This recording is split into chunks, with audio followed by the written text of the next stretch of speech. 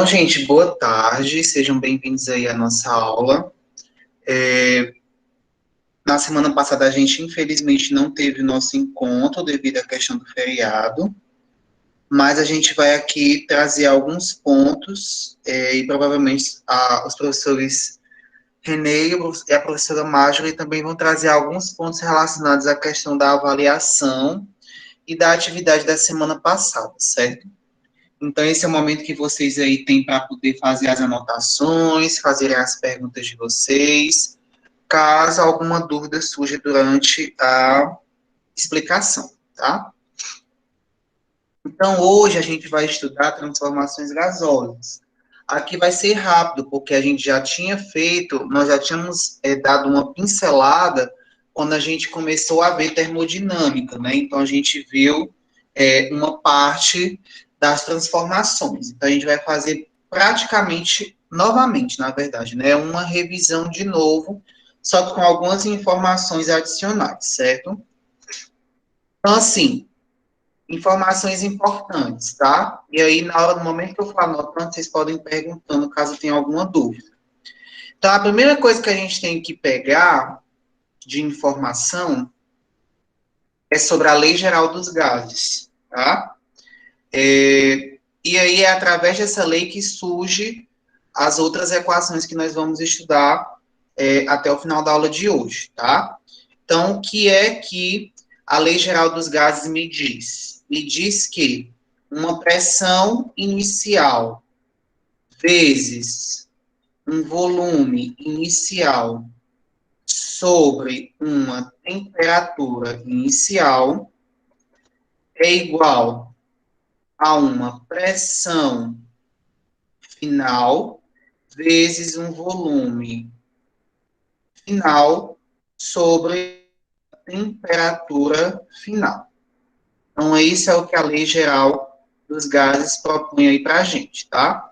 Então, pressão inicial vezes volume inicial sobre temperatura inicial é igual a pressão final vezes volume final sobre temperatura final, tá? Dados importantes a respeito da CNTP, tá? Que são as condições normais de temperatura e pressão. De acordo com a CNTP, a minha pressão é igual a 760 miligramas de mercúrio. Minha temperatura é igual a 273 Kelvin, tá? Lembrando que aqui eu não tenho graus, tá? De acordo com a nomenclatura da CNTP e também do Sistema Internacional, essa temperatura Kelvin não é dada em graus. Alguma dúvida, gente, aqui? Dúvidas? Aqui no chat ainda não, Matheus. Ah, e eu esqueci também de colocar o nosso volume, tá? Volume é de 22,4 litros. Qualquer coisa, tira um printzinho aí da tela para a gente poder depois estudar com mais calma. Então, sabendo-se da Lei Geral dos Gases e também dos valores que correspondem à CNTP, a gente consegue resolver aí todas as questões de transformações gasosas, tá? E aí, dentro dessas transformações gasosas, a gente estuda 4 em específico, dentro da física, tá? Primeiro, a gente estuda o que nós chamamos de transformação isobárica, que é quando a pressão é constante. Então, dessa forma, nós sabemos que se a pressão é constante, então o que resta? Resta que o volume sobre a temperatura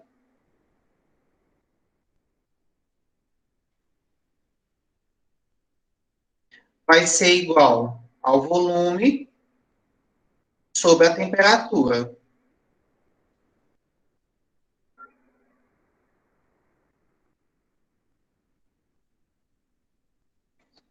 Só um instantinho que esse tá ruim hoje. Então, a gente tem isso aí, tá? Aqui eu não coloquei inicial e final, porque subtende-se que aqui é sempre inicial e do outro lado é sempre final, tá? Então, quando a minha pressão é constante, eu tenho V sobre T igual a V sobre T, tá? Isso é uma transformação isobárica. Em uma transformação isovolumétrica ou isocórica, tá? Ou isométrica, eu sei que o meu volume ele é constante.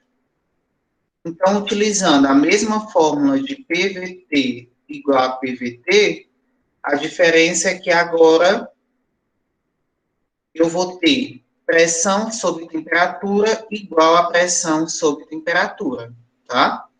Alguma dúvida até aqui? Dúvidas? Não, Matheus. E aí a gente também finaliza com o que nós chamamos de transformação isotérmica. Assim, a gente finaliza no sentido de que isso é comum tanto na parte da química como na física, tá? Que na química a gente também, vocês já deram uma olhada e estudada sobre essas transformações. Então, na transformação isotérmica, a minha temperatura, ela é constante. Então, se a minha temperatura é constante, eu sei que na minha fórmula, PV é igual a PV, tá? Então, essas são as três fórmulas iniciais aí de cada tipo de transformação. Na questão em si, eu não preciso nem identificar muito essas três fórmulas, porque ela vai ter que me indicar qual é o tipo de transformação que está sendo executado. Então, dessa forma, eu posso utilizar a lei geral dos gases, tá? Isso porque, se o meu volume é constante, eu sei que esse e esse são iguais, então eu tiro. Se a minha pressão é constante, esse e esse são iguais, eu tiro. E se a temperatura for constante, eu tiro ele com ele. Então, aqui é só uma forma realmente de facilitar os cálculos, tá? Então, aí são as três transformações básicas. Além disso, nós temos a nossa transformação adiabática. Então, o que é uma transformação adiabática? É uma transformação onde não há trocas de calor entre o gás e o meio externo.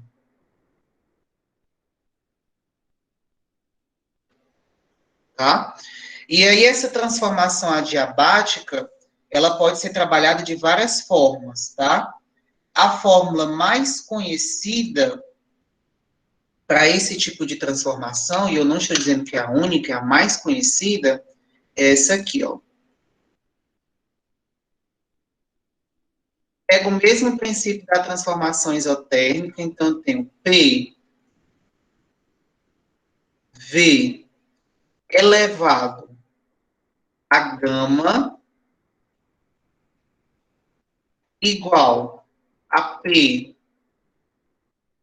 V elevado a gama. E o que é esse gama? Esse gamazinho é o que nós chamamos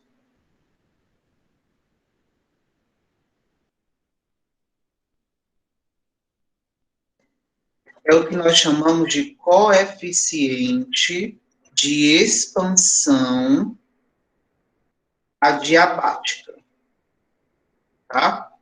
Então, esse gama que parece um Yzinho aí, o pessoal chama de Y grego, alguns autores, é o coeficiente de expansão adiabática. Esse coeficiente, ele também pode ser calculado. Como é que eu calculo esse coeficiente aí? Esse coeficiente vai ser a razão entre CP e CV. E o que é o CP e o CV? O CP, ele é o calor específico molar a pressão constante. E o CV é calor específico molar a volume constante. Então, eu tenho aqui a minha definição do coeficiente de expansão adiabático, tá? Alguma dúvida aqui, gente?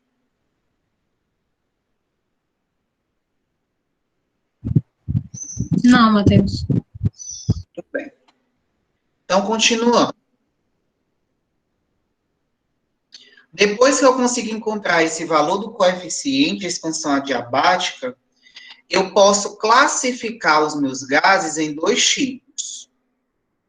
Eu posso dizer que meu gás ele é monoatômico ou diatômico, tá? Eu tenho essa classificação. Se o meu gás é monoatômico,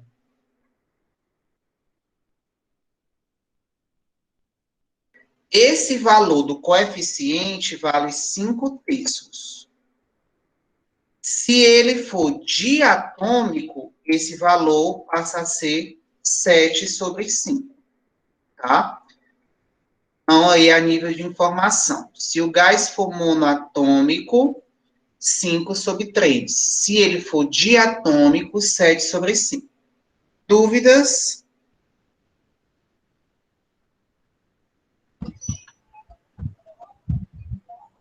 Ainda não. Muito bem. Vou acertar aqui. E aí, a partir dessa classificação, eu consigo encontrar o nosso R, que nós vimos que corresponde à constante ideal dos gases perfeitos. Tá? Tem várias nomenclaturas. Então, esse R, gente, ele pode ser encontrado. Como é que eu encontro esse R?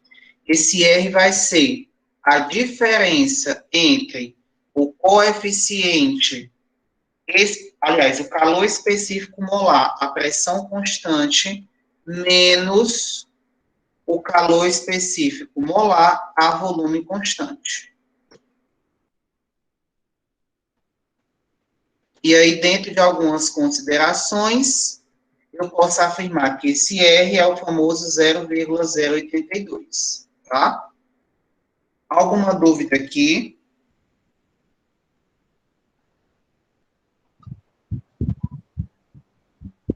Por enquanto, não. Tem uma dúvida? Ninguém digitou nada. Ainda não. Enfim, acredito que todo mundo esteja entendendo, então, né? E aí, dentro dessas considerações, a gente pode ir ainda mais além, tá? Então, a gente viu lei geral dos gases, viu condições normais de temperatura e pressão, viu as três transformações mais trabalhadas, acabou de ver a transformação adiabática, que é bem específico da parte da física, mas usa conceitos químicos, diferença entre gás monoatômico e diatômico, e como eu encontro esse valor de R, que é a constante geral dos gases, tá? Ou a constante ideal dos gases perfeitos. E aí eu entro em um tópico muito trabalhado, tá? Inclusive, eu acredito que ele seja bem mais trabalhado do que essas transformações que a gente acabou de ver, que é a lei dos gases ideais, tá? Ou lei ideal dos gases,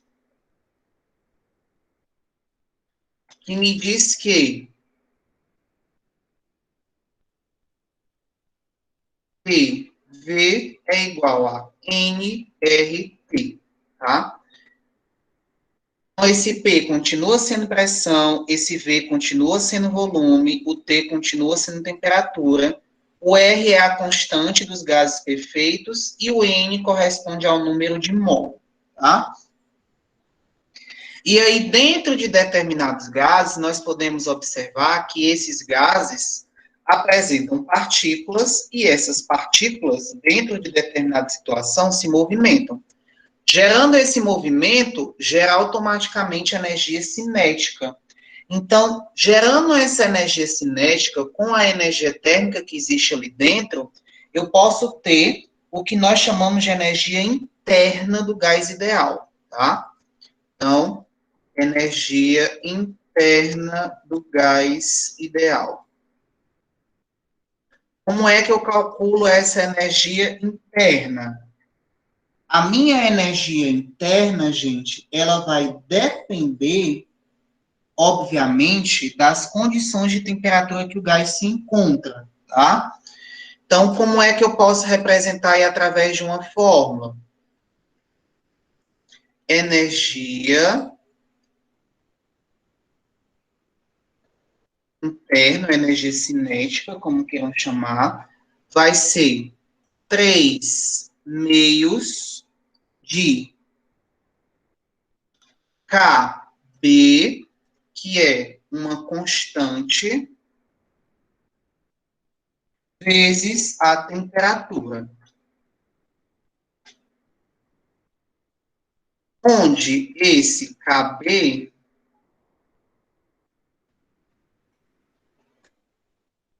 é o que nós chamamos de constante de Boltzmann.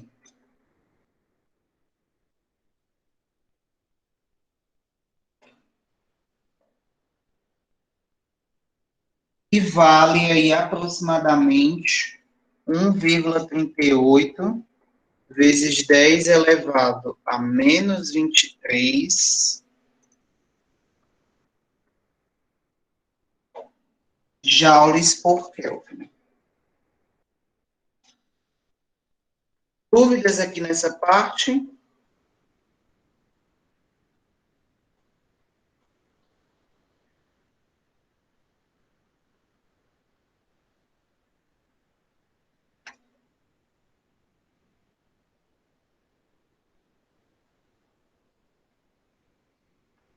Dúvidas?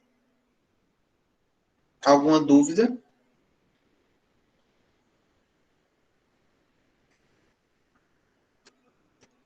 Tem gente aí do outro lado? Tem. Ah, só para eu ver aqui. Não tem nenhum comentário? Não. Ah, pronto. Show de bola. Então, vamos lá. Então, da mesma forma que a gente consegue calcular a energia cinética devido à movimentação dessas partículas, nós também conseguimos calcular a velocidade dessas partículas. Então, como é que a gente calcula aí a nossa velocidade das partículas?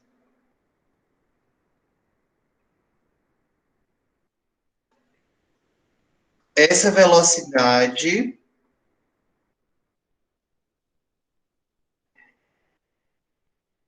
ela vai ser igual a raiz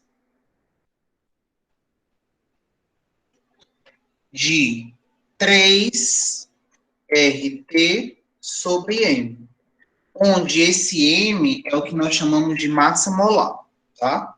Então, velocidade aí, obviamente, da partícula dentro de um determinado gás, tá? E aí, claro que a gente pode perceber que, porventura, pode existir aí velocidades diferentes dentro do mesmo gás, tá? Alguma dúvida aqui nessa parte? Dúvidas? Até agora não, Matheus. Nenhuma dúvida, viu? Pronto.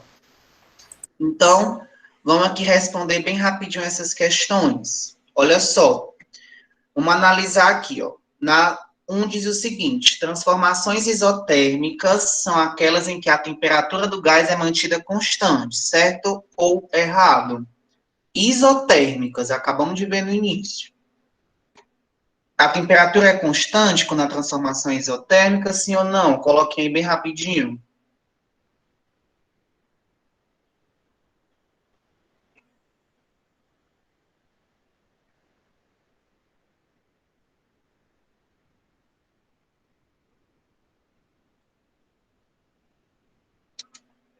E aí, alguém colocou alguma coisa? Ainda não, Matheus. Vamos Cadê, lá, pessoal? gente. Vamos lá, pessoal. Transformações isotérmicas, a temperatura é constante, sim ou não? O Gregory disse que sim. Sim. Show de bola. Então, eu sei que essa alternativa é verdadeira. Então, eu já posso eliminar essa aqui. Só isso aí. Vamos continuar. Na 2 diz o seguinte, ó, transformações adiabáticas envolvem trocas de calor entre o gás e o meio externo. Verdadeiro ou falso?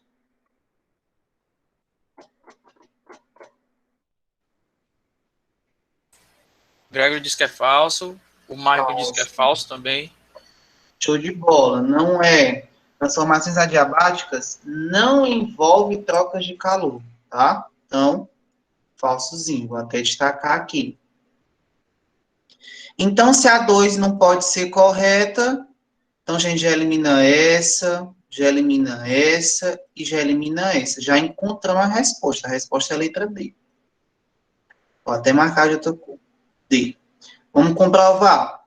3. Transformação isocórica, também chamada de transformação isovolumétrica, é aquela em que a pressão do gás é mantida constante, certo ou errado?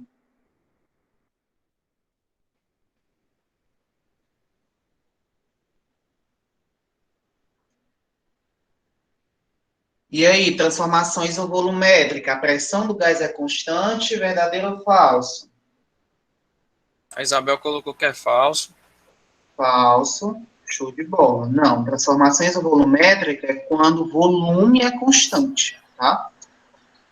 E na 4, transformações isobáricas acontece quando a pressão é constante. Verdadeiro ou falso?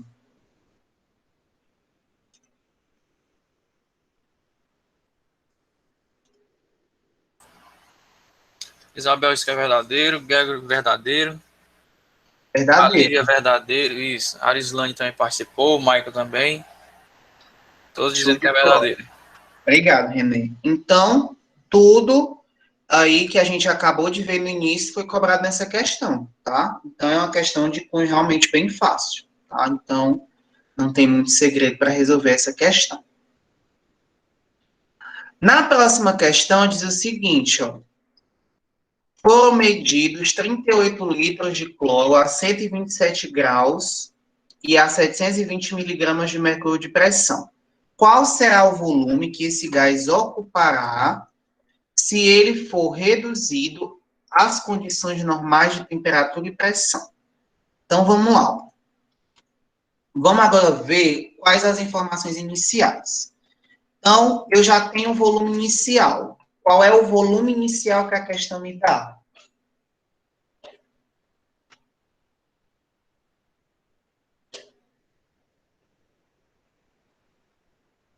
Eu tenho 3 variáveis. Qual delas é o volume?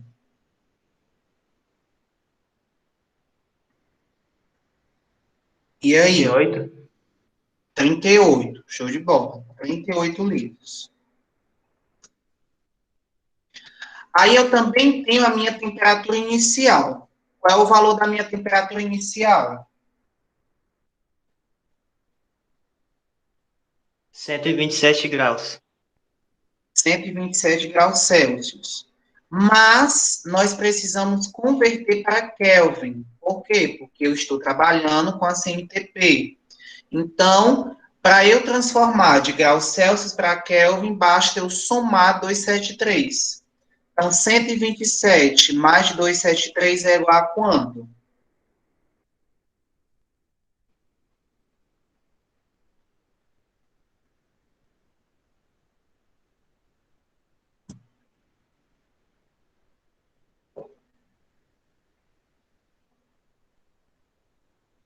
E aí, 127 mais 273?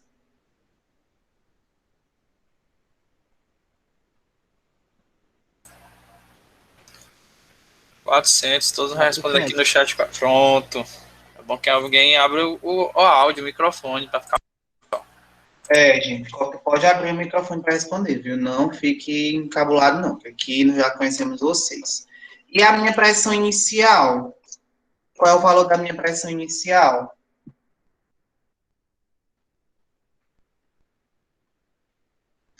720.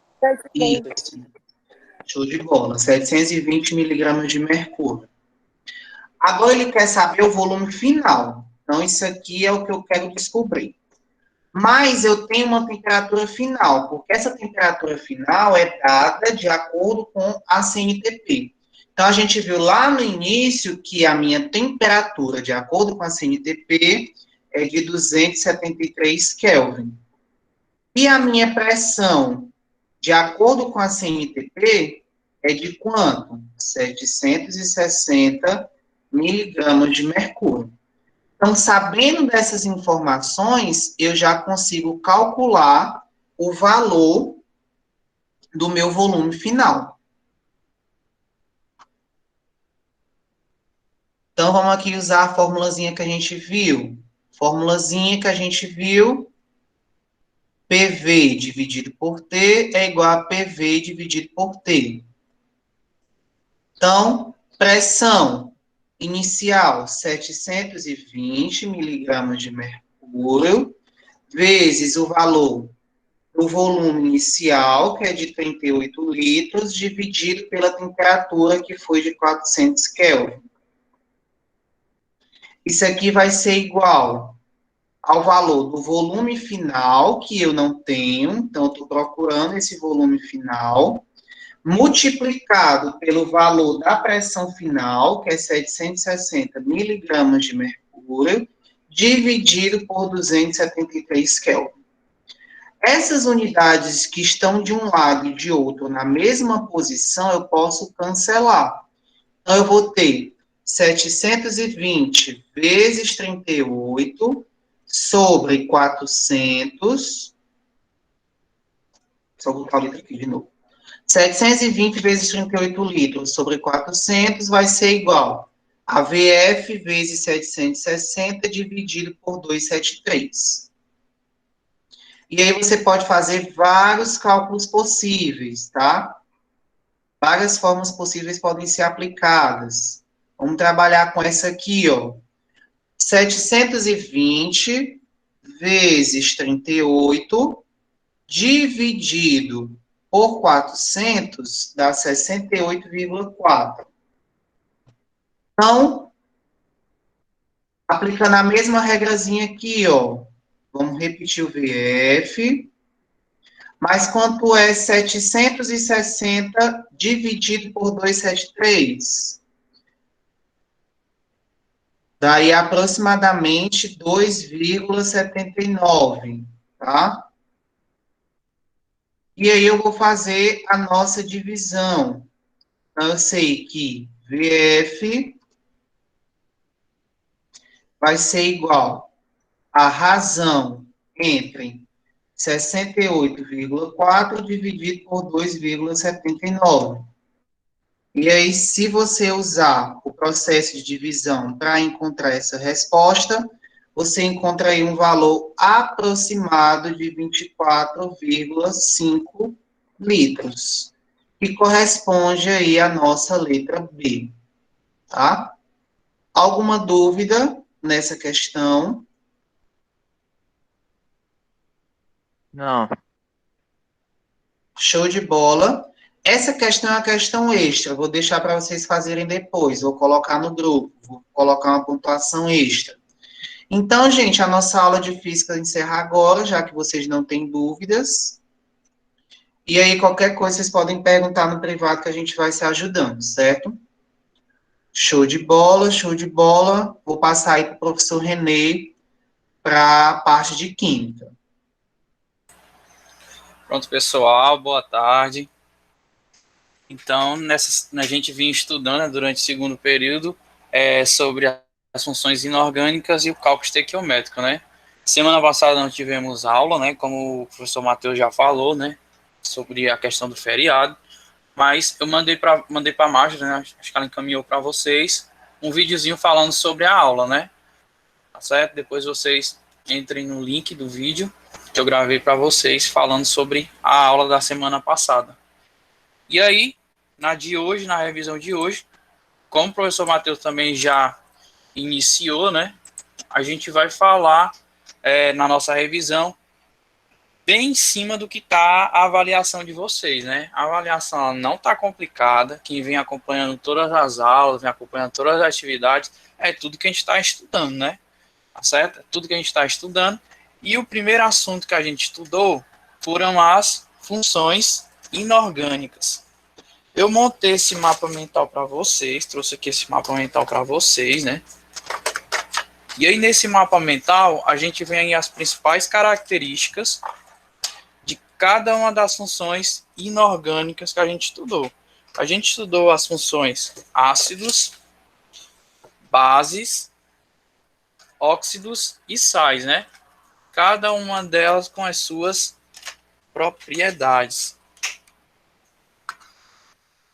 Só um minutinho aqui.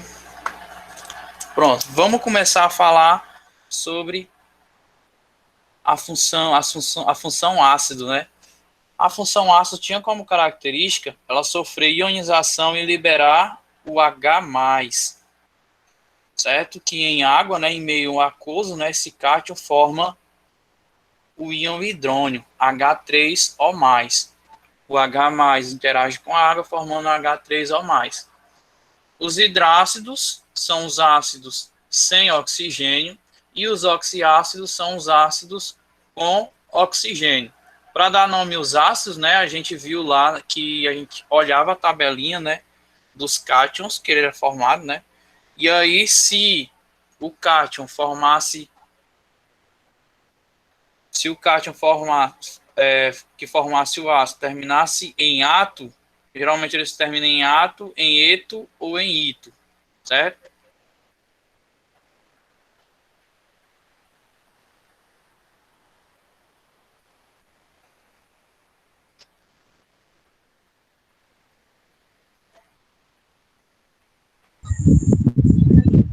René? Pronto. Ah, Em tá. ato, em eto e em ito. E aí os que terminam em ato, se o cátion, né, que forma, no caso o cátion não, o íon, né, o ânion que forma o ácido termina em ato, o nome dele vai terminar em ico. Então vai ficar ácido, o nome do ânion com ico. Se termina em eto, vai ficar com hídrico no final. Ito fica oso. Então a gente vai ter, né, o ácido clorídrico, que é formado pelo íon cloreto, eto hídrico, né? A gente vai ter o ácido sulfúrico, que no caso o íon que forma ele é o sulfato, por isso que no final vai ficar sulfúrico. Então essa daqui é a regrinha, né?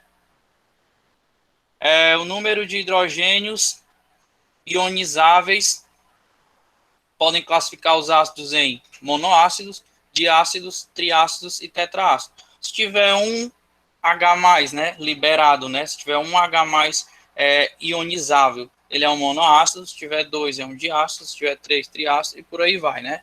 Aí tem aqui os exemplos, ó. O H3PO4 libera 3H+, é um triácido. O H3PO3 libera 2, é um diácido. E o H3PO2 libera 1, que é um monoácido, tá certo? E aqui tem os exemplos, elas podem ser fortes, moderados e fracos. Tem aqui os exemplos para vocês, né? E a outra função que a gente estudou, outra função inorgânica, foram as bases, certo? As bases, elas têm como característica a liberação do ânion OH-, né? Tá certo? A liberação dele em meio aquoso. E o nome de uma base sempre vai ser a palavra hidróxido D com o nome do cátion que forma a base. E aí, igual aos ácidos, né? De acordo com a quantidade de OH-, né? Agora que o ácido ele libera H+, a base libera OH-. A quantidade de OH- que ele liberar, a base liberar, pode ser uma monobase, se liberar 1, de base 2, tribase 3 e por aí vai. As bases solúveis são a da família dos metais alcalinos, a primeira família da tabela periódica, e a formada pelo NH3, pela amônia. Parcialmente solúveis são formados pela família 2A, exceto a do hidróxido de magnésio, né, a do magnésio. E as fortes são geralmente bases solúveis, exceto o NH4OH, que é o hidróxido de amônio, certo? E ela é fraca. Aqui também trouxe para vocês que existem os indicadores ácido-base, como a fenolftalina e o tornassol. Então, são substâncias que mudam de calor quando você adiciona em um meio, né? Se ele for básico ou se ele for ácido, essas substâncias mudam de cor, indicando o que o meio é, né? Se é ácido ou se é básico. Se ele for ácido, é claro que ele vai ter a maior concentração de H+. Se ele for básico, ele vai ter uma concentração maior de OH-. A outra função que a gente estudou foi a função sal, são os sais, né? Os sais são compostos iônicos, então as ligações que formam os sais são ligações iônicas, né? Como a gente sabe, por ser ligações iônicas, são solúveis em água, né? Que a ligação iônica formam polos, e a água é polar, e semelhante dissolve semelhante. Então, eles são solúveis em água, né? A gente tem os sais ácidos, né? Como eu falei para vocês, e temos também os sais básicos, e o sal, ele vai ser um composto resultante da neutralização, que é uma reação química, de um ácido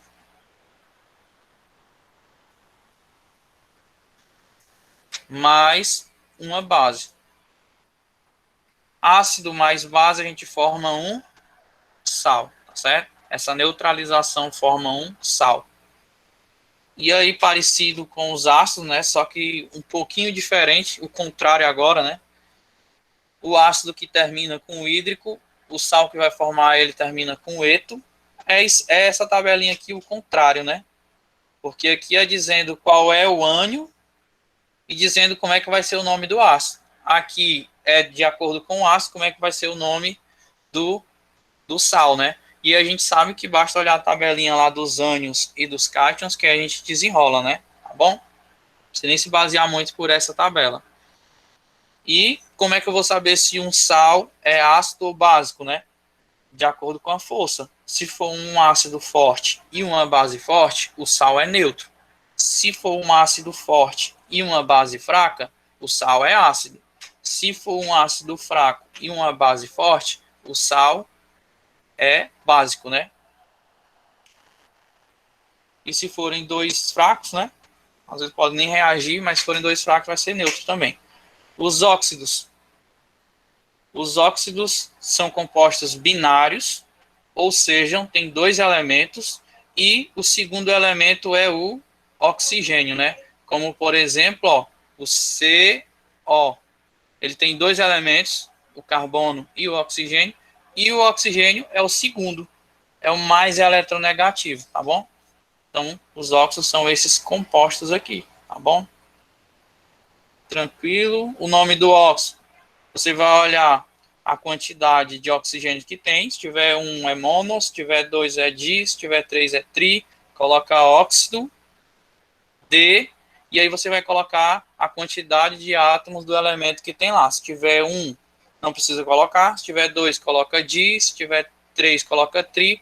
E o nome do elemento. Essa daqui é de acordo com a IUPAC, certo?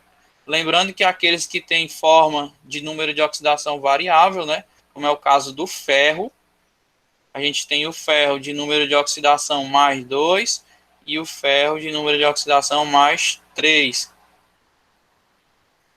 E aí, quando a gente tiver isso, a gente vai ter que colocar, né, na nomenclatura dele, que ele é o óxido de ferro 2, ou ferroso, ou é o óxido de ferro 3, que é o férrico, certo? Nessa parte, alguma dúvida? Que é só um resumão.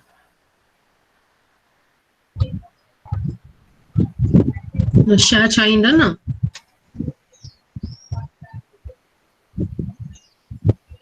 Pronto, então vamos dar continuidade, né? Essa foram a parte das funções inorgânicas, né? Mais teoria e tal, que é o que vai ser cobrado para vocês na prova, tá bom? E a gente vai para a parte de cálculo. Me comentou alguma coisa? Não. Não, ainda não. Então a gente vai para a parte do cálculo estequiométrico. O que é o cálculo estequiométrico? O Maicon tá... Oi. Levantou a mão, né? O que é? Pronto. Eu queria saber uma coisa. O ácido sulfúrico também foi usado para fazer um antibiótico, foi? O ácido sulfúrico, geralmente Sim, os ácidos, eles funcionam como catalisadores, né? Para produzir algumas substâncias, utilizam esses ácidos porque precisam meio ácido para acontecer a reação. Eu não sei direito se foi usado para produzir algum antibiótico, certo? Mas eu posso pesquisar para ti. Tá bom. Mais alguma dúvida? Não, tio. Pronto, então vamos dando continuidade. Aí eu coloquei aqui para vocês. Eu trouxe aqui, ó, um textinho, né? Porque geralmente quem vai ler, né, só os slides fica um pouco meio perdido. Aí aqui eu trouxe para vocês, ó, uma receita de um bolo. No bolo a gente sabe que para produzi-lo a gente pode usar, ó, 2 xícaras de chá de açúcar, 3 xícaras de farinha de trigo, 4 colheres de margarina, 3 ovos, 1,5 xícara de leite e 1 colher de sopa de fermento em pó. Então aqui, se vocês observarem, essa daqui é a proporção para produzir um bolo. Se eu quisesse produzir 2 bolos, o que eu faria? Você duplicava os ingredientes. Exatamente, perfeito. Eu duplicava todos os ingredientes, que aí o meu bolo saía do jeito que eu queria, né? Porque se eu colocar um a mais, ele pode sair, ó, mais seco, pode sair mais mole, pode sair mais duro, mais gorduroso, sem estrutura, né? Então, tudo, se eu mudar a proporção, ele vai sair errado. Agora, se eu deixar a proporção e duplicar tudo, eu vou ter 2 bolos perfeitos, do jeito que eu quero, né? Seguindo os ingredientes da receita aí. Então, no cálculo estequiométrico é isso. Quando você duplica, no lugar de ser 2 xícaras de chá de açúcar, vão ser 4, né? O cálculo estequiométrico, ele vai ser para as reações químicas. Nas reações químicas, a gente tem uma proporção específica. O que seria essa proporção específica? Seriam os coeficientes, esses números que estão bem aqui, ó. Essa é a proporção específica. Essa é a proporção, igual no bolo. Então, isso daqui é a proporção. Inclusive, quando você pegar uma equação que não tem a proporção específica, você tem que encontrá-la. Então, você tem que balancear a equação, tá certo? Você tem que balancear, que é para encontrar essa proporção.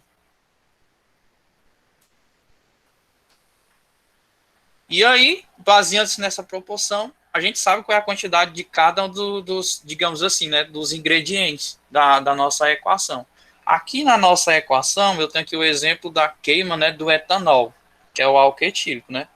Então, o etanol interage com o oxigênio, formando gás carbônico e água. Uma típica reação de combustão. Toda combustão, a substância reage com o oxigênio, formando gás carbônico e água. Aí a proporção deles é 1 etanol interage com 3 oxigênio, formando 2 gás carbônico e 3 água. Mas 3 o quê? Aí depende. Quantidade de matéria. A gente vai usar aqui. É 1 mol que interage com 3 mol de oxigênio, formando 2 mol de gás carbônico e 3 mol de água. Ah, mas eu quero isso em número de moléculas. Aí, para saber isso em número de moléculas, a gente tem que usar essa referência. Ó. 1 mol equivale a 6 vezes 10 elevado a 23 moléculas. Então, se você tem que a proporção é 1, isso significa que você vai ter 1 vezes 6 vezes 10 a 23 moléculas. No caso do oxigênio, você vai ter 3 vezes 6 vezes 10 a 23 moléculas. O gás carbônico, 2 vezes 6 vezes 10 a 23 moléculas. E por causa da água, 3 vezes 6 vezes 10 a 23 moléculas. Então, como vocês puderam perceber, tudo é a proporção, igual a receita do bolo, né? A proporção que acontece essa reação de cada uma das substâncias.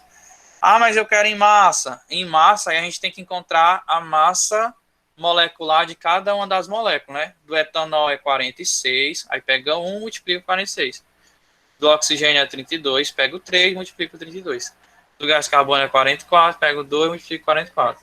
E da água é 18. Então, pega o 3 e multiplica por 18. E aí você pode ter também em volume, né? E pode ter também em volume em litros, que é nas condições normais de temperatura e pressão. Isso aqui só vai valer para os gases. No caso, o etanol não é gás, né? Então, esse volume aqui nem serve, porque ele é líquido. Só vai servir para os gases formados. Bom? E na CNTP, cada 1 mol equivale a 22,4 litros. Tá bom? Trouxe aqui um exemplo para vocês, cálculo envolvendo quantidade de matéria e quantidade de matéria. Então, isso quer dizer que vai ser uma proporção de mol para achar mol, tá certo? Quantidade de matéria para quantidade de matéria. A questão é assim, ó. Qual a quantidade de matéria de álcool etílico que deve reagir para fornecer 12 mol de gás carbônico? Então, a gente já viu aqui, ó, que a gente precisa a gente vai fazer uma interação do álcool etílico e do gás carbônico. Geralmente, quase sempre vão ser duas substâncias, né? Sempre duas substâncias, e aí você vai lá, olha na equação essas substâncias. Então, vamos lá fazer a resolução. O primeiro passo é escrever a equação balanceada, que no caso é a equação da combustão do álcool etílico. Como é a combustão do álcool etílico? A gente já viu, né? É o 1C2H6O mais 3O2, formando 2CO2 mais 3H2O. Fez a equação, então a gente já tem a proporção, ó, de cada um deles, porque o que nos interessa no cálculo envolvendo quantidade de matéria e quantidade de matéria é só esses numerozinhos. Então, o segundo passo é relacionar as quantidades das substâncias mencionadas na questão. As substâncias mencionadas foram o álcool etílico,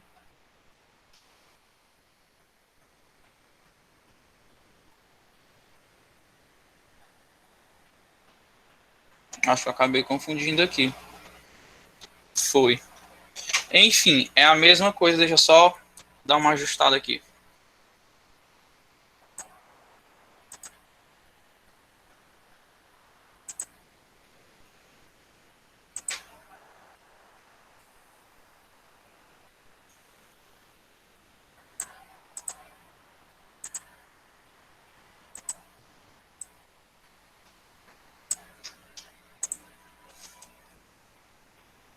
Pronto. As substâncias que estão sendo relacionadas na questão é o álcool etílico e o gás carbônico. Então, é o álcool etílico e o gás carbônico. São esses dois. Aí o que a gente vai pegar? Vai pegar a quantidade de mol de cada um.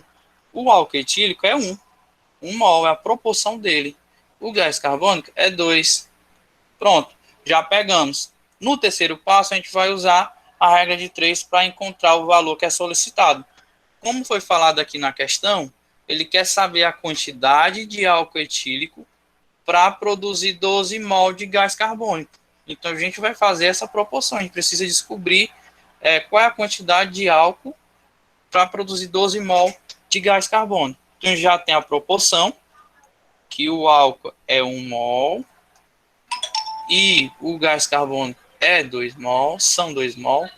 E aí a gente quer saber a quantidade de álcool etílico para produzir 12 mol de gás carbônico. Então vai faltar o quarto termo, né, que a gente vai chamar de X. E aí a gente faz uma regra de 3. Então 2 vezes X é 2X. 1 vezes 12 é 12. Então X vai ser igual a 12, tá multiplicando aqui, vai para o outro lado, dividindo. 12 dividido por 2 dá igual a 6. Então, são necessários 6 mol de álcool etílico para produzir 12 mol de gás carbônico. Agora vamos lá, a dica. Professor, mas eu não quero fazer esse cálculo todo no Enem, quero ser mais rápido. Então, preste atenção à proporção.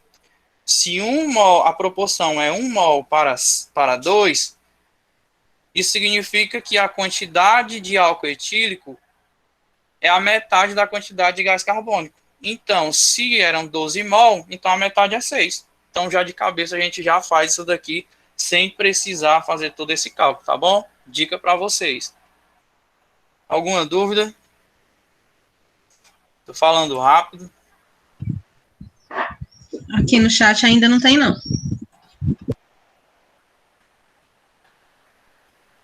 Se estiver falando rápido, você me avisa. Pessoas, acelera.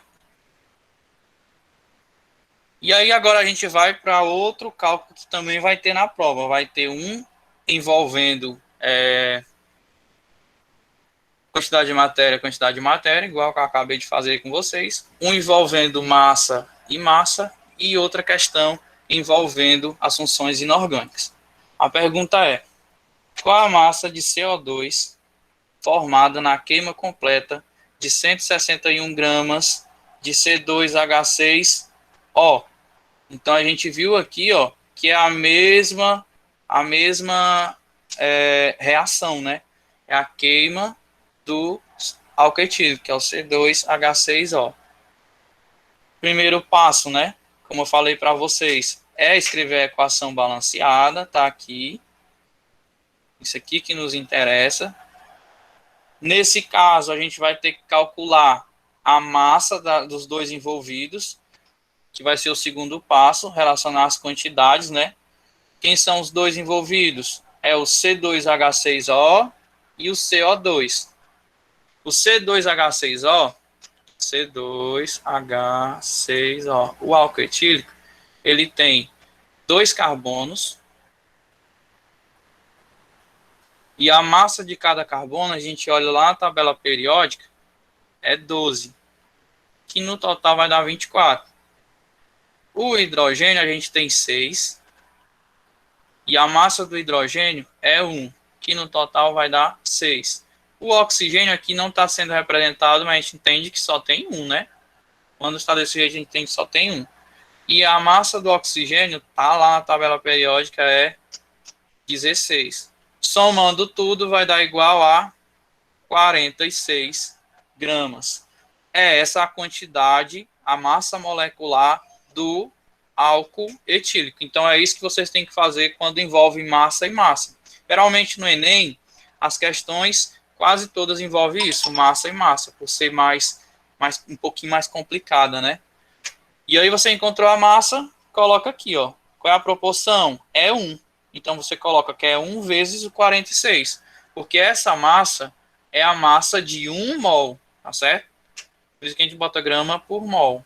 É a massa de 1 mol. Se for 2 mol, é o dobro. Se for 3 mol, é o triplo, tá certo? É a massa de uma molécula de etanol. Do mesmo jeito, a gente vai ter que fazer o CO2. O C é 12, aqui eu só tenho 1, né? 1 vezes 12 dá igual a 12. E o O aqui eu tenho 2 vezes 16, que dá igual a 32. Somando tudo dá igual a 44 gramas por mol. Por isso que o 44 está bem aqui, ó. Tá bom? E aí eu vou multiplicar por 2, que é a proporção com que está acontecendo, né, essa reação. Aí, depois de estar tudo bonitinho aqui, a gente viu que na questão ele pedia a queima completa de 161 gramas de etanol. Então, a gente tem que ter cuidado de botar o 161 embaixo do etanol, né? Nesse lado de cá, né? Tá aqui, 161 gramas, tá certo? O quarto termo a gente chama de x e faz a regra de 3. E aí, fazendo a multiplicação, né? Vai ficar 1 vezes 46 é 46, vezes x. Vai ficar 161 vezes 2 vezes 44. O 46 que está multiplicando vai dividindo. Então, o x vai ser igual a 161 vezes 2 vezes 44 dividido por 46, que dá no total 308 gramas de O2. Tranquilo?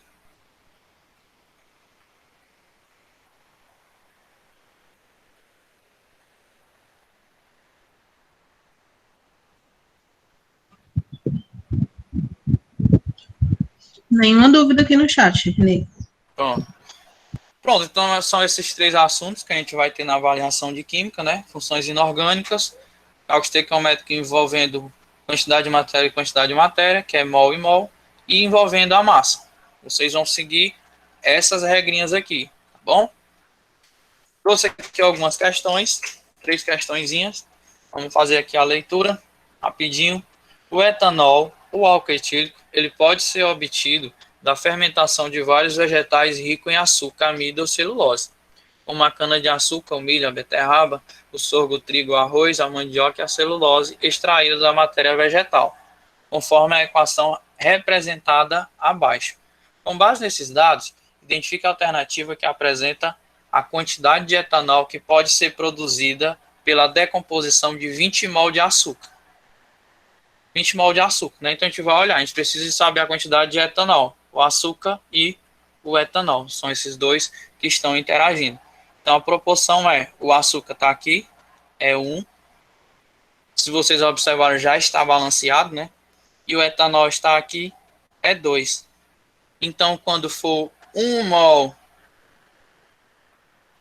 de açúcar utilizado, né, nesse processo, vão ser produzidos 2 mol de etanol. E aí ele quer saber quando for 20 mol de açúcar.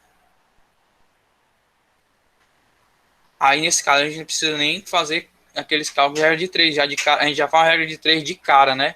Se eu estou observando que quando eu uso 1 é produzido 2, então é o dobro. Então quando for 20 vai ser o dobro, que é 40 mol. Então a resposta é a alternativa C, né? 40 mol. Tranquilaço? Ou está complicado? Alguém quer que eu repita?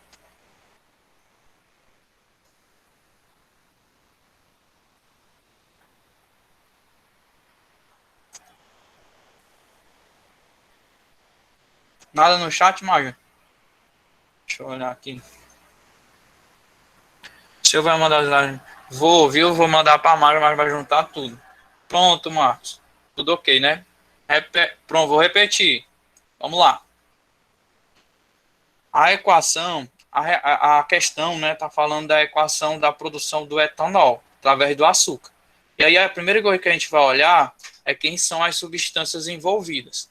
Eu olhei que é o etanol e o açúcar. O restante que está na equação a gente desconsidera, porque a gente vai só considerar eles dois. O etanol e o açúcar. São eles dois que estão envolvidos na nossa questão, né? E aí, a gente olha a proporção deles. A proporção deles na equação é 1 mol de açúcar produz 2 mol de etanol. Aí eu coloquei aqui, ó, bem bonitinho, ó. 1 mol de açúcar produz 2 mol de etanol. Aí ele quer saber quando ele tiver 20 mol de açúcar. Se você observar, a quantidade de etanol produzida é o dobro da de açúcar. Então, se eu usar 20 mol de açúcar, eu vou produzir o dobro. 20 vezes 2 dá igual a 40. Então, eu vou produzir 40 mol. Tranquilo? Nada. Questão 2. Na questão 2, eu trouxe um aqui com quantidade de molécula, né?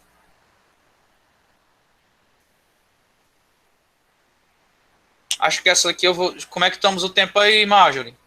Cadê ela? Marjorie? Estou aqui. O tempo, como é que a gente está? Pode terminar aí as questões. Pode? Pronto. Então, pronto.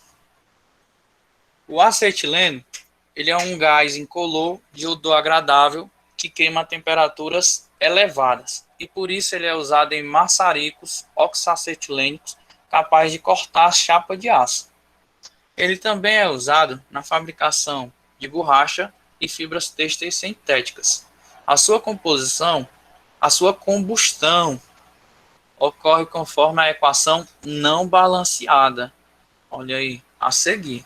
Aí a pergunta é, quantas moléculas de água, a gente já sabe que a primeira substância, quem é que a gente vai analisar? A água, porque a pergunta é quantas moléculas de água são obtidas na queima completa do acetileno ao serem consumidos 0,5 mol de gás oxigênio. Quem é o outro? Ó, o gás oxigênio. Professor, mas a questão mencionou o acetileno. Ele só está dizendo que é na combustão do acetileno, tá certo? Mas a gente vai analisar, a gente vai fazer a regra de 3 e analisar a água e o gás oxigênio.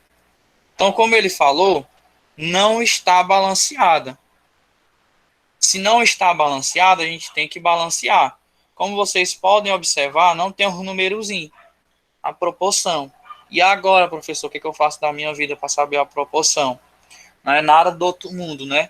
Eu poderia aqui passar um tarde todinho explicando sobre isso, mas eu vou tentar ser o mais breve possível, né? Você vai só igualar as quantidades que você, das substâncias que você tem antes da seta com as quantidades das substâncias que você tem depois da seta. Tem uma divisão aí. Então, a gente analisar aqui, ó, eu tenho quantos átomos de carbono? Tá aqui o número bem bonitinho, ó, 2. Se eu tenho 2 átomos de carbono do lado esquerdo, vou até colocar aqui, ó, 2 átomos de carbono. Do lado direito eu tenho que ter 2 também. Se vocês observarem, aqui vai ter um 1, né? Aí eu tenho que entender o seguinte, ó. Eu vou ter que colocar um coeficiente, porque é a proporção. O balanceamento é isso, é mudar os coeficientes. Não é mudar esses númerozinhos que eu tô pequenininho, não. É os coeficientes. Qual o número multiplicado por 1 que dá 2? O próprio 2. Então você bota um 2 bem aqui e já está fazendo o balanceamento, porque você está balanceando as quantidades de carbono do lado esquerdo com do lado direito. E isso é o balanceamento. Já encontrei o primeiro número, que é o 2. Aí depois você vai, ó, o hidrogênio. O hidrogênio, se a gente observar, ele também é 2. Do lado direito, se você observar, também é 2. Que eu fico muito animado por já estar balanceado, porém fico um pouco preocupado porque acho que vai ter uma mudança aí radical.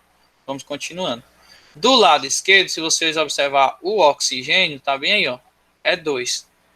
Do lado direito, é aí que começam nossos problemas, né? Ele tá bem aqui, ó, o oxigênio, ó, é 2 vezes 2, que é igual a 4. E tem um bem aqui, ó,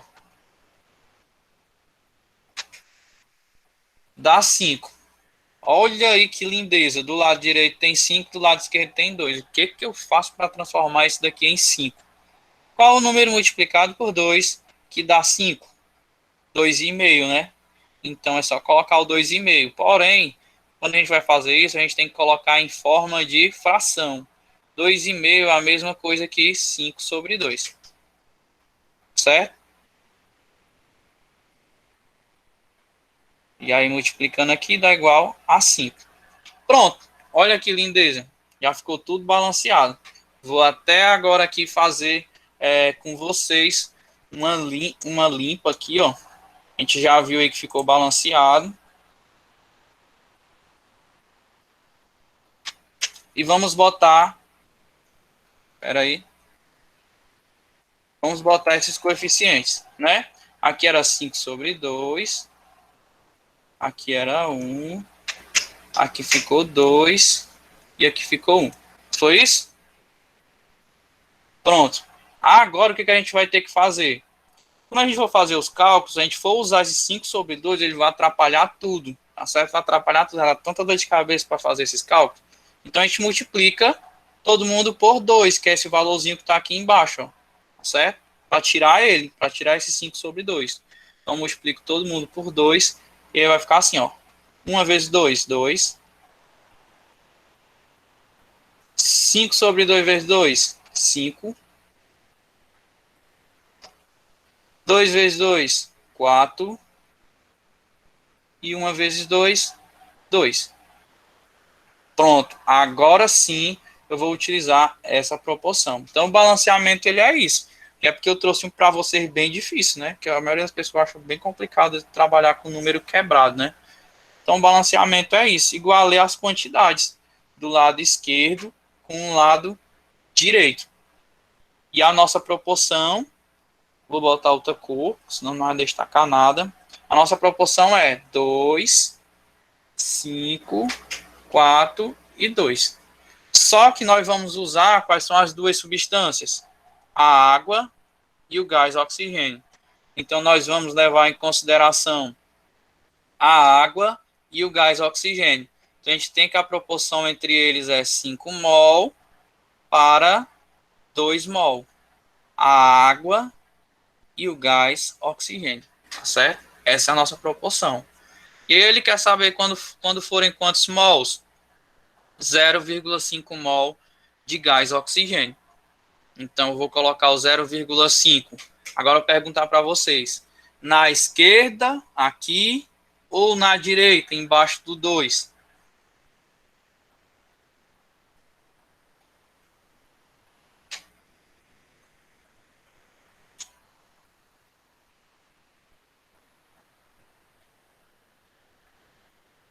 Não abandonaram não, né?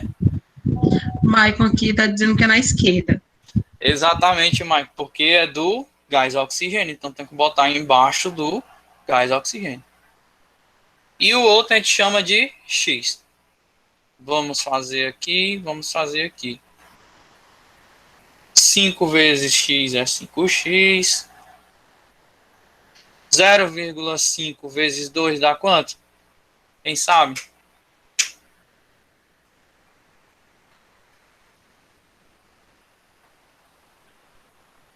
Dá 1. O 5 está multiplicando, vai dividindo. Então vai ficar 1/5. 1/5 é a mesma coisa que...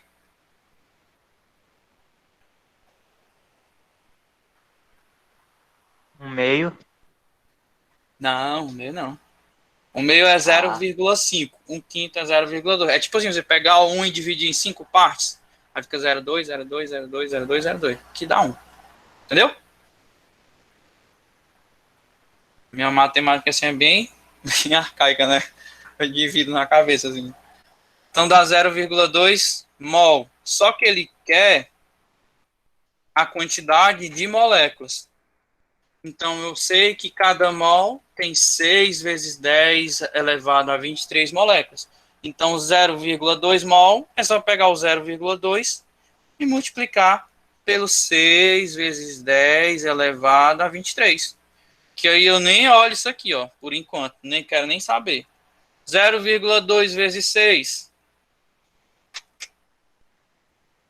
dá 1,2 vezes 10 elevado a 23 moléculas, tá certo? Então é assim que vocês vão prosseguir para encontrar as suas respostas. E no caso seria a A, né? 1,2 vezes 10 elevado a 23 moléculas. Tá bom? No Enem geralmente cai questões mais ou menos nesse estilo aqui, ó. Então se vocês conseguirem já desenrolar essas questões nesse estilo aqui, vocês com certeza vão conseguir acertar as questões do Enem. Bom? Última questão de hoje. Com a intenção de realizar uma combustão, de novo combustão, né? Trouxe para vocês só de combustão, porque é mais chata. Professor ruim, né? Utilizando 161 gramas de álcool etílico. Olha a primeira substância que aparecendo, ó, álcool etílico. Para a produção de dióxido de carbono e água, que massa de oxigênio em gramas deve ser empregada? Primeira coisa a escrever é a equação da combustão. Como é a equação da combustão? Vamos dizendo aí, utilizando os termos mesmo. Tipo os nomes, álcool etílico mais fulano, vamos dizendo aí. Qual é a primeira, a combustão do álcool? O álcool, vamos colocar aqui devagarinho, peraí. O álcool etílico mais quem? Dióxido de carbono. Não, o álcool etílico mais outro, não é esse, é outro gás. Oxigênio. Oxigênio. Toda combustão é assim, viu? Só muda esse primeiro aqui, ó. Aí vai formar quem? O que tu falou no começo? Dióxido de carbono. Dióxido de carbono. Mais o último formado é Água. a água. Perfeito. Água. Pronto. Então, quando vocês ouvirem na cabeça de vocês assim, ó, combustão, você já lembra. É a substância mais o O2 que forma CO2 mais água. Ah, professor, a combustão do metano. É o metano mais O2 que forma CO2 e a água. A combustão do metanol. É o metanol mais o O2 que forma CO2 e a água. Sempre vai ter o O2, CO2 e a água. Só muda a primeira substância, tá bom? Então aí a gente vai ter que balancear também, né? Vamos logo aqui, ó, aqui mesmo de cara. Aqui eu tenho 2 carbonos, aqui também tem que ser 2. Aqui eu tenho 6 hidrogênios, aqui eu tenho 2. 2 multiplicado por 3 dá 6. Aqui eu tenho um oxigênio mais 2, que dá 3. Do outro lado eu tenho um mais, né? Porque eu mudei os coeficientes. Então ficou 2 vezes 2, que é 4 oxigênio, mais 3 vezes 1, que é 3. 4 mais 3 dá 7. Então aqui eu preciso de 6. 3 vezes 2, 6. Mais 1, 7 oxigênio. Pronto, está tudo balanceado. Só colocar um umzinho aqui. Qual é a proporção entre eles? A proporção entre eles é 1. Vamos pegar só que a gente vai trabalhar, né? O álcool etílico e o oxigênio. 1 para 3. Essa é a proporção. A gente tem que fazer o balanceamento para encontrar essa proporção, senão vai dar errado.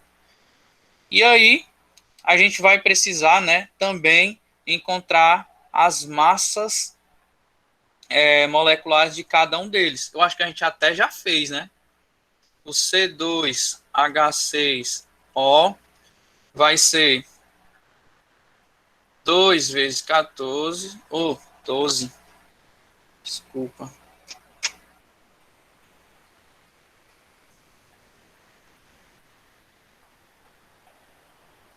Dois vezes 12, que dá igual a 24. 6 vezes 1 do hidrogênio. O hidrogênio tem massa 1, que dá igual a 6. E o oxigênio, que a gente tem só 1, vezes 16, que dá 16. Então dá 30 mais 16, 46 gramas. Então a gente coloca assim, ó, é 1 mol, né, vezes 46 gramas. Está para 3 mol. Vamos fazer aqui a massa do O2. A massa do O2 é bem facinha. É só 2 vezes o 16. Que o oxigênio ele tem a massa igual a 16. Essa massa 16, 1, 2 está fornecida bem aqui, ó. Tá bom? A questão ela vai fornecer, mas também tem na tabela periódica, que dá igual a 32 gramas. Pronto. Agora a gente só precisa da quantidade que foi falada. Ele disse que foi 161 gramas de álcool etílico. Então eu coloco na esquerda ou na direita? 161.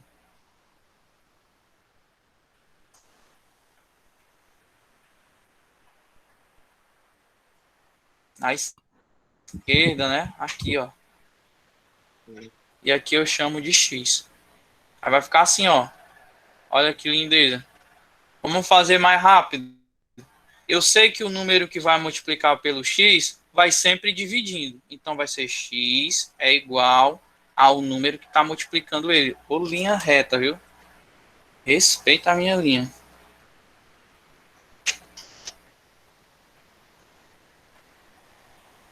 Fico imaginando meus professores de desenho. Pronto, melhorou. Qual é o número que está multiplicando o X? O 1 vezes 46. Em outras palavras, o 46. Pronto. Toda vida, o número que está multiplicando o X vai para debaixo. E o restante vai para cima. Então vai ficar 161 vezes 3 vezes 32. Fazendo isso daqui para a gente ir mais rápido. Quanto é que dá? 161 vezes 3 vezes 32 dividido por 46. 336 gramas, certo? De O2. Show?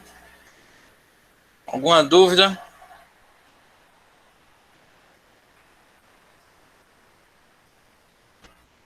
Agradeço a todos. Agora passo a Marjorie. Boa tarde, pessoal. Vou tentar ser breve aqui. A gente tem visto durante esse bimestre a anatomia, né? Anatomia e fisiologia humana. E aí, na aula de hoje, eu vou priorizar 3 pontos, né, dos que a gente viu, já que a gente viu vários sistemas, mas na nossa aula, na nossa prova, aliás, a gente vai priorizar alguns, tá bom? Então, qualquer dúvida, vocês podem ligar aí o microfone ou falar no chat, tá bom? Que a gente vai responder. Bom, então, para iniciar a nossa revisão, a gente vai falar um pouco sobre o sistema digestório, tá? Então, tá um resumão mesmo aqui, tá, gente? Então, se tiver alguma dúvida, qualquer coisa, vocês perguntam, tá? Então, o sistema digestório, ele tem uma função principal de realizar a digestão, certo? E o que é a digestão? A digestão é a quebra das moléculas grandes dos alimentos que a gente ingere em moléculas menores. Por que eu preciso quebrar essas moléculas? Para que o meu corpo ele consiga absorver, né? E através desse alimento ele conseguir os nutrientes que ele precisa, conseguir a energia que a gente precisa para poder fazer qualquer tipo de atividade, né? Para viver. Então, o sistema digestório tem como principal função essa digestão, tá? A nossa digestão, ela vai se iniciar pela boca, ok? E, em seguida, esse alimento vai sendo conduzido para os outros órgãos que compõem o sistema digestório. Faringe, esôfago, estômago, intestino delgado e, por fim, intestino grosso. Então, esses são os componentes do sistema digestório. Cada um vai ter a sua função específica para que essa digestão aconteça da forma correta, tá? A boca, ela tem, né, na estrutura dela, algumas glândulas salivares. Essas glândulas salivares, como o nome já fala, produzem saliva, né? E na saliva a gente vai ter uma enzima chamada de ptialina. Guardem esse nomezinho, tá? Ptialina ou amilase, ela é uma enzima responsável por iniciar a digestão dos carboidratos. Então, quando a gente come um sanduíche, por exemplo, a parte do pão, né, que é composta principalmente de carboidratos, ela já começa a ser digerida ali na nossa boca, né, através dessa ptialina que está presente na saliva, certo? Então, a principal função desempenhada nessa boca é essa digestão dos carboidratos. Em seguida, esse alimento vai passar pela faringe. A faringe aí vai constituir só mesmo um canal de passagem do alimento em direção ao esôfago. E lá no esôfago vão acontecer esses movimentos peristálticos. O que é isso? O peristaltismo são movimentos musculares e rítmicos. Então, é um tubo, o esôfago é um tubo muscular, que esses músculos vão ficar se contraindo a conduzir esse alimento até o estômago, certo? Então, a gente ingere aqui o alimento pela boca, depois que a gente mastiga e mistura com a saliva, passa pela faringe, pelo esôfago, até chegar ao estômago, tá? Então, esses movimentos peristálticos, eles são tão fortes que se você comer até de boca, de cabeça para baixo, o alimento ainda vai para o estômago, certo? Porque esses músculos aqui empurram, certo? Não estou aconselhando ninguém a comer de cabeça para baixo, tá? Então, no estômago, a gente vai ter a digestão principalmente de proteínas, tá? Essas proteínas, elas vão ser digeridas graças à presença, principalmente, da pepsina, tá? Então, relacionem, façam essa relação, tá? A ptialina, que é liberada na boca, digere principalmente aqui os carboidratos. A pepsina, que é liberada no estômago, vai fazer a digestão de proteínas, certo? E lembrando que essa digestão que acontece dentro do estômago, ela se dá graças ao pH ácido. Então, lá no interior do estômago, a gente tem substâncias ácidas agindo sobre o alimento, ok? Seguindo aí no caminho do estômago, esse bolo alimentar vai passar para o intestino delgado. E aí, lá é onde eu tenho a finalização da digestão, certo? A digestão inteira não acontece no estômago, ao contrário do que muita gente acha.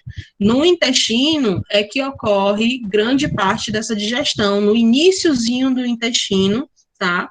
Numa região chamada de duodeno. No próximo slide aqui eu vou mostrar para vocês a imagem. Então, Lá no intestino, eu tenho a participação dessas duas glândulas aqui super importantes, que é o pâncreas e o fígado, ok? O pâncreas, ele vai atuar produzindo suco pancreático. Esse suco pancreático, ele é rico em enzimas, então ele vai ajudar também a terminar de digerir essas proteínas que começaram a ser digeridas aqui no estômago. E o fígado, ele faz a produção da bile, que é responsável pela emulsificação, pela mistura das gorduras, né? A bile, ela atua como se fosse um detergente. Acho que todo mundo aqui já lavou louça, né?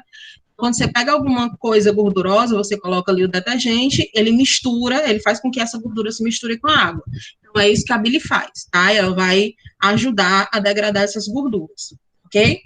E aqui eu já vou ter um material mais líquido, certo? Os nutrientes aqui já vão estar mais liberados, e aí no restante do intestino vai ocorrer essa absorção de nutrientes, que é a parte mais importante da digestão. Ok? Então, daí a importância de você ter uma boa digestão. Você tem que ter uma boa mastigação aqui na região da boca, né? E aí, o restante da digestão, ela precisa acontecer de forma correta para que a gente consiga absorver os nutrientes, certo? Então, muitas vezes, se você não tiver uma boa mastigação, o restante da digestão, ele é todo prejudicado. Então, você pode comer horrores, mas se você for fazer um exame, há a possibilidade de constatar que você está desnutrido, apesar de você comer bastante, certo? Então, a desnutrição não é uma questão de quantidade de comida, e sim de quantidade de nutrientes que o nosso corpo absorve, tá bom? Então, se você não tem uma boa mastigação, o resto da digestão fica prejudicado. E aí, esses nutrientes aqui, a parte, aliás, que não é absorvida no intestino delgado, passa para o intestino grosso. E lá no intestino grosso, a gente vai ter uma absorção de água. Então, aquele resto de alimento, né, que não é mais alimento, é só um bolo. E aí, vai ser absorvida a água ali que tem excesso, que é para o nosso corpo utilizar.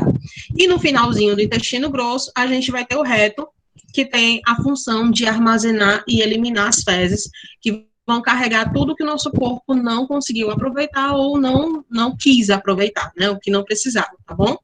Então, essas são todas as fases da nossa digestão e as principais funções que cada órgão realiza, tá? Alguma dúvida até aqui? Se eu estiver indo muito rápido, vocês falem, tá? Ok. Então, aqui na imagem eu tenho essa sequência, ó. Eu tenho aqui a boca, né? Essa regiãozinha aqui eu tenho a parótida, que é uma das glândulas, aqui a sublingual, que é uma das glândulas salivares. A região da boca, onde eu tenho a mastigação. Essa regiãozinha aqui é a faringe. E todo esse tubo é o esôfago, certo? Então, é aqui que vão ocorrer esses movimentos peristálticos, esses movimentos musculares que vão empurrar o alimento para o estômago. Toda essa regiãozinha aqui, tá? Aqui tá em cores diferentes, porque o estômago, ele fica um pouco atrás do fígado aqui, então ele fica encaixadinho entre outros órgãos. Essa regiãozinha aqui, do iniciozinho, no final do estômago para cá, é que é o duodeno, o início do intestino delgado. Então, é nessa regiãozinha aqui, bem pequenininha, que vai finalizar a digestão, né? Que vai ter a ação do pâncreas, que é essa glândula, e do fígado, que é essa glândula maior aqui, tá? Então, o fígado e o pâncreas produzem substâncias que são enviadas para o intestino delgado para finalizar a digestão. E aí, o alimento vem, passa por todas essas dobrinhas aqui, que é justamente o caminho onde vai ocorrer a absorção de nutrientes. E aí, depois, esse bolo alimentar passa para o intestino grosso, tá? E aí, lá no intestino grosso, a gente vai ter a absorção de água, e no final, a gente tem aqui o reto e o ânus que fazem o armazenamento e a eliminação das fezes.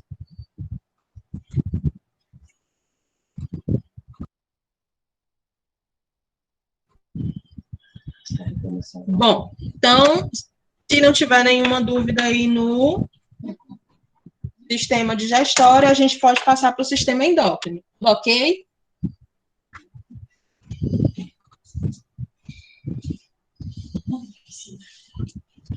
Tranquilo? Ok, então vamos lá.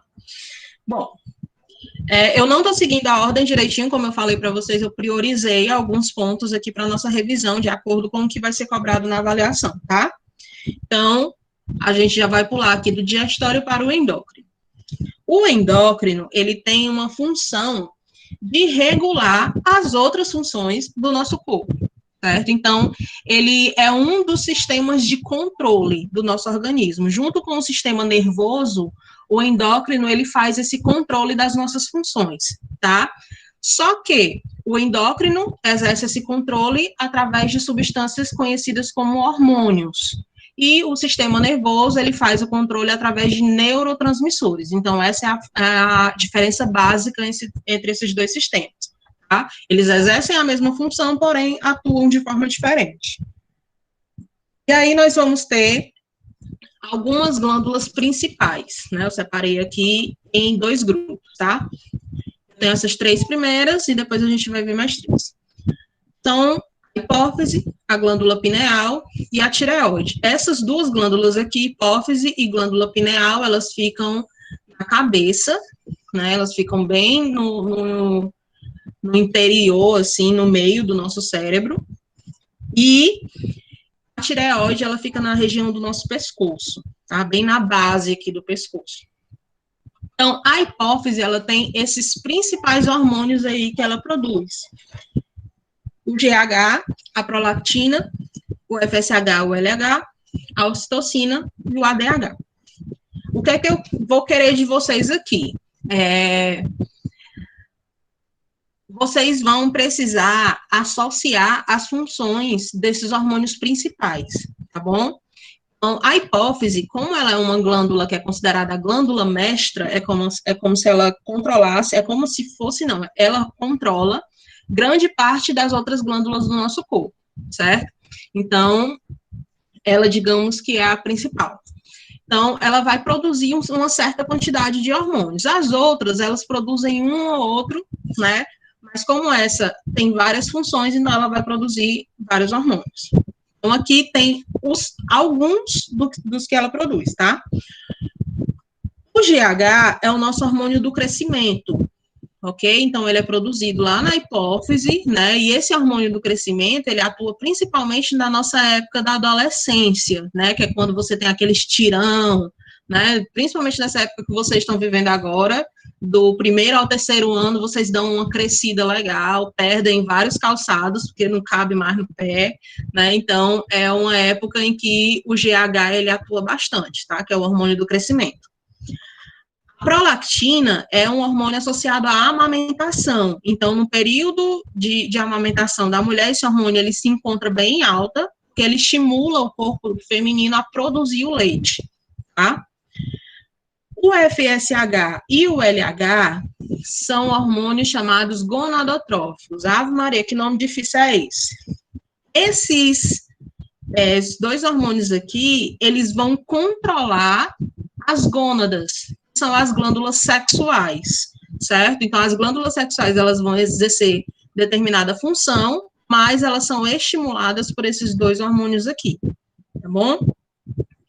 A ocitocina, ela é considerada o hormônio do amor, né? A substância que entra em ação quando a gente se apaixona, tá? Quando você vê ali a pessoa amada, aí suas pupilas dilatam, a respiração fica ofegante, o coração acelera, então a responsável por isso é a ocitocina, tá bom? E ela também está associada ao parto, então ela provoca contrações, né, musculares, ela provoca o encaixe dos ossos também da bacia da mulher para que ela consiga realizar o parto, tá?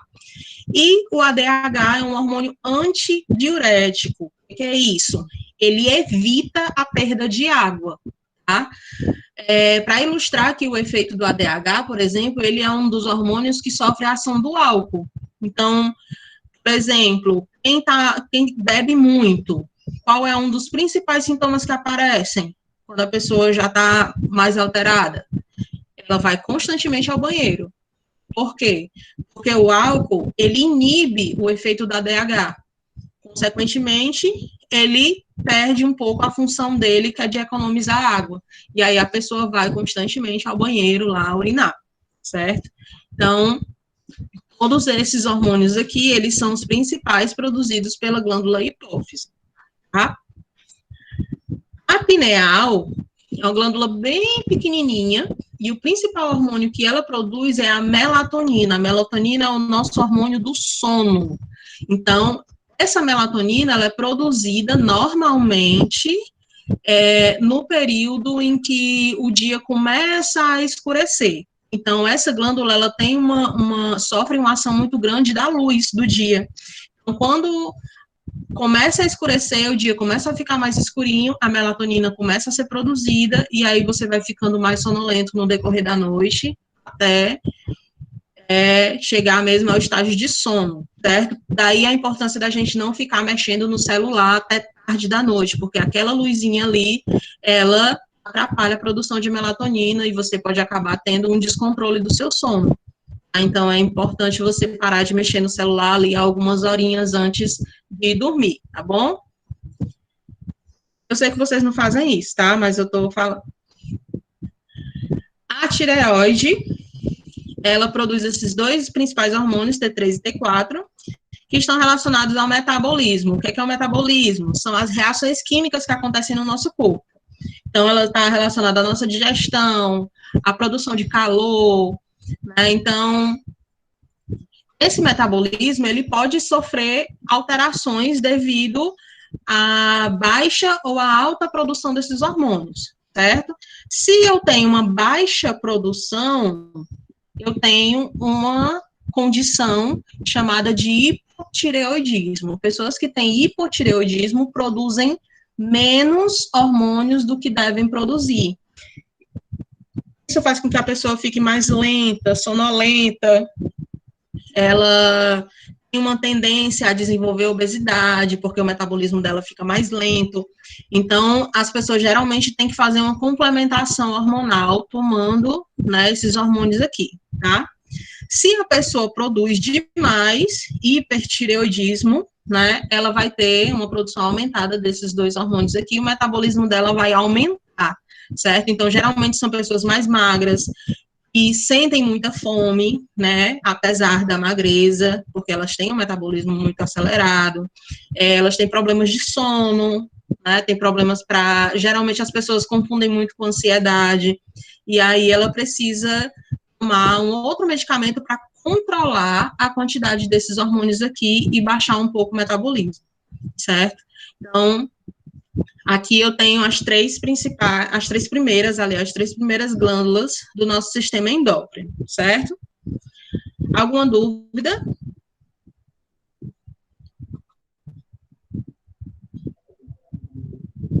Não? Passando aqui.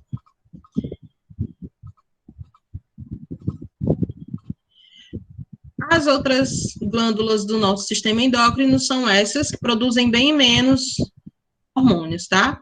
As suprarrenais, o pâncreas e as gônadas. As suprarrenais, elas vão produzir principalmente esses três hormôniozinhos aqui: cortisol, adrenalina e noradrenalina, tá? O cortisol, ele é considerado o hormônio do estresse. Então, quando você está muito estressado, quando você tem muitas atividades para fazer, quando você precisa ficar muito ativo, geralmente o cortisol, ele entra em ação. Ele também tem uma ação anti-inflamatória. Então, aquele corticoide, né, que é utilizado como medicamento, ele ele tem uma composição muito parecida com o cortisol, que é um hormônio que a gente já produz naturalmente, tá bom? E, além disso, ele é hiperglicêmico. Como você precisa ficar ativo, né, o cortisol, ele faz com que glicose seja produzida no nosso corpo. A glicose, como vocês já devem saber, é a nossa principal fonte de energia. Então, como ele tem esse papel de manter a gente ativo, né, de manter a gente ligado numa situação de estresse, então ele vai aumentar a dose de glicose no nosso corpo, tá? A adrenalina e a noradrenalina são os nossos hormônios de fuga, certo? A diferença básica entre eles dois: a noradrenalina é um pouco mais fraca do que a adrenalina, vamos dizer assim, certo? Então, a produção da adrenalina, a nora precisa ser feita. Então, ela surge primeiro, ela é um precursor da adrenalina, depois a adrenalina ser produzida, tá bom? Então, em situações que você precisa de maior estresse do que, que o cortisol vai dar conta, né? Situações de fuga, de perigo, então a adrenalina e a noradrenalina, elas entram em ação, certo?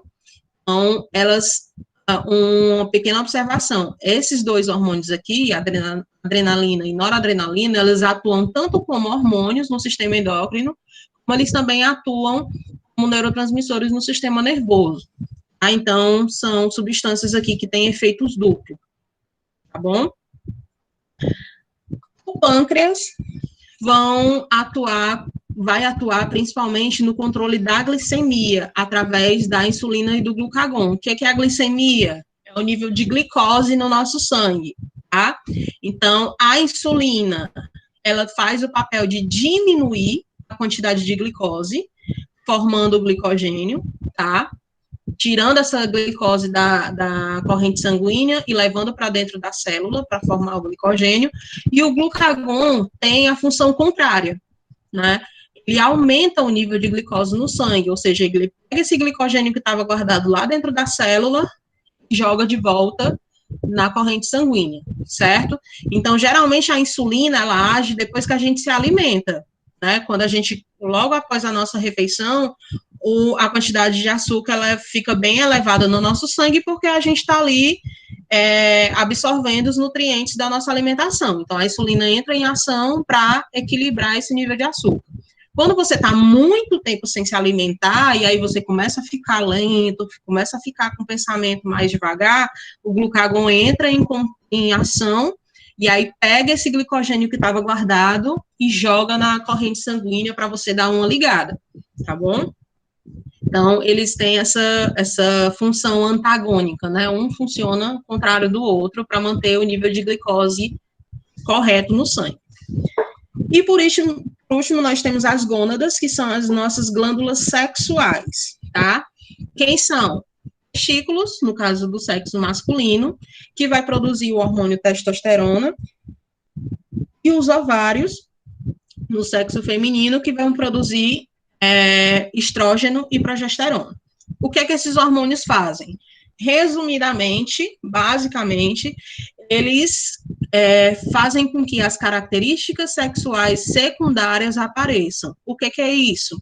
São as características que diferenciam os dois sexos, né? Então, no caso do homem, a gente vai ter o crescimento maior de pelos, a gente vai ter a voz ficando mais grave, a musculatura, o esqueleto ficando maior, né? No caso das meninas, a gente tem o crescimento das mamas, o alargamento do quadril, certo? Então, e nisso tudo é acompanhado também pela questão sexual, né? A época em que os dois aqui, tanto masculino quanto feminino, entram no estágio de poder se reproduzir, né? Se tornam férteis, tá? Então, a menina que vai ter a questão da primeira menstruação, os meninos geralmente têm a primeira ejaculação, que às vezes ocorre de forma espontânea, né? Durante o sono, alguma coisa assim, tá bom?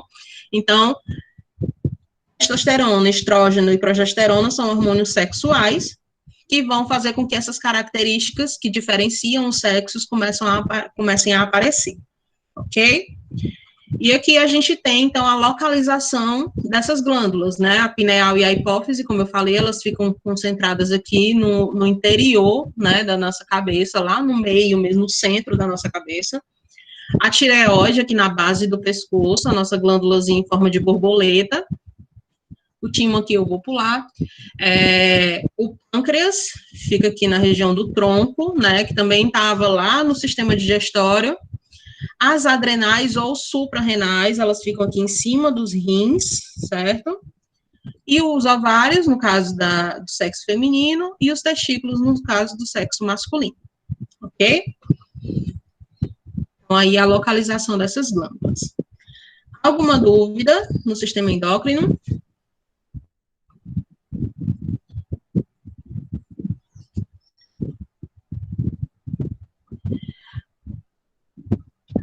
Ok. Bom, a Francisca Patrick dizendo que descobriu que tem hipertireoidismo depois de uma consulta. É assim mesmo, viu? Você, às vezes, você sente os sintomas, né? E aí você tem que procurar ver o que às vezes a gente confunde com outras coisas, mas aí, indo no médico, tudo se resolve. A zerada tá de boa agora, né, Francisca? A pessoa pode morrer se a glicemia estiver muito alta. Geralmente, com a glicemia alta, a pessoa desenvolve primeiro algumas doenças, que é no caso a diabetes, né? E aí ela pode ficar fazendo tratamento. Dependendo do nível de gravidade da diabetes dela, ou ela faz um tratamento só com a modificação da alimentação, que aí às vezes já regula, ou se não tiver como, ela tem que fazer o uso da insulina, né? E aí ela precisa ficar tomando a injeçãozinha de insulina para poder regular esse nível, certo, Alexandra? O que é que pode acontecer? A diabetes, ela é um fator de risco a outras doenças, como, por exemplo, no caso do Covid, que a gente está vivendo agora, né? Então, pessoas diabéticas, elas têm chance de ter sintomas piores, certo? Então, ela é o que a gente chama a tão falada comorbidade, né? Então, a diabetes, ela pode ser um fator de risco, não só para a Covid, mas para várias outras doenças, certo? Mais alguma dúvida, gente?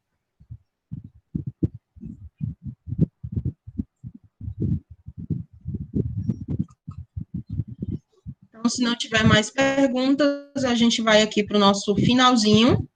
Eu não trouxe questões, tá, gente? Justamente porque eu previa essa questão do tempo, então eu estou tentando correr aqui, mas vai dar certo. Então, a gente vai encerrar aqui com os tipos de imunidade, tá? Falando rapidinho, nós temos 2 tipos de imunidade. A imunidade está relacionada ao nosso sistema linfático, certo? E ela pode se dar de forma inata. O que é uma coisa inata? Uma coisa que já nasce com a gente. Tá? Então, a gente já nasce com determinados tipos de defesa no nosso corpo. Ou ela pode ser adaptativa, a gente pode adquirir essa imunidade com o tempo. O que a imunidade inata faz? Ela é responsável pelas respostas rápidas. Então, quando algum corpo estranho entra em contato com o nosso organismo, a imunidade inata, ela trata de responder rapidamente, e aí, como essa resposta é rápida, ela vai usar coisas que a gente já tem. Então, no caso, as barreiras físicas do nosso corpo, nossa pele, por exemplo, ela funciona nessa imunidade, né? Algumas respostas químicas, lembra do cortisol, que a gente falou agora, no sistema endócrino?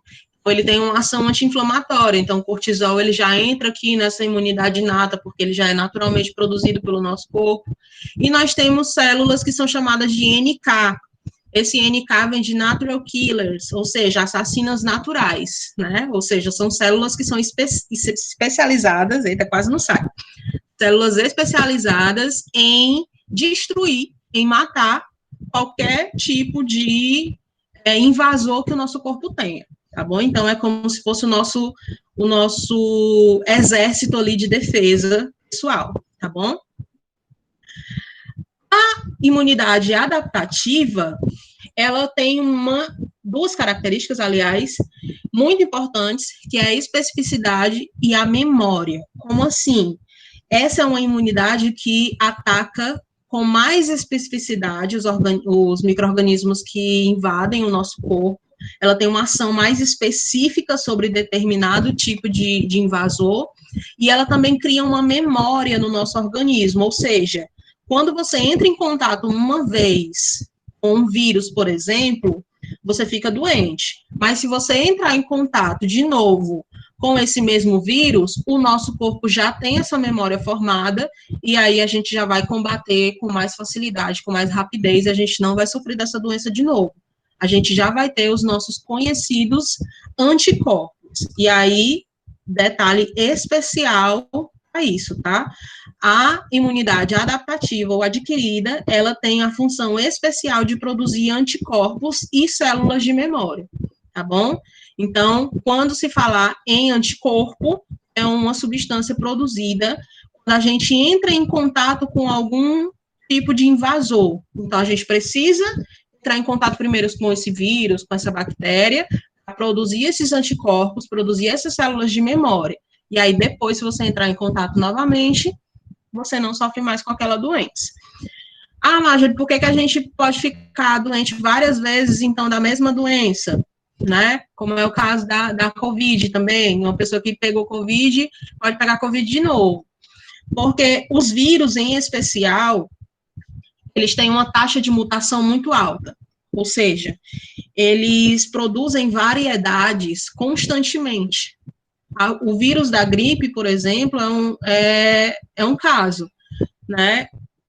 A vacina que a gente toma de gripe anualmente é diferente. A vacina que eu tomei ano passado é diferente dessa que eu tomei esse ano, porque o vírus, ele muda, tá?